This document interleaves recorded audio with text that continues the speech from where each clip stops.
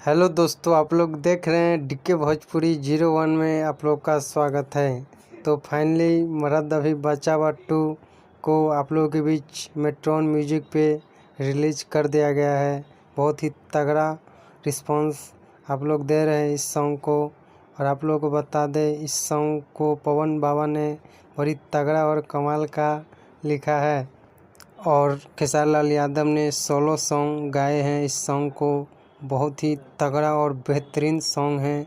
आप लोग नहीं सुने तो जाके इस सॉन्ग को सुने। और आप लोग को बता दें, इस सॉन्ग में आर्या शर्मा का म्यूजिक भी बड़ी तगड़ा और कमाल का दिया है। और खेसारी लाल यादव जी के साथ वीडियो में प्रिया रघुवंशी नज़र आई है और वीडियो लक्की विश्वकर्मा द्वारा किया गया है। गाने का एक एक लाइन बहुत तगड़ा और कमाल का बनाया गया है। तो आप लोगों को इस सॉन्ग कैसा लगा कमेंट बॉक्स में बताइए। और मेरे चैनल पर नए हैं तो चैनल को सब्सक्राइब करें। मैं मिलता हूँ अगले वीडियो में अगले अपडेट के साथ। धन्यवाद।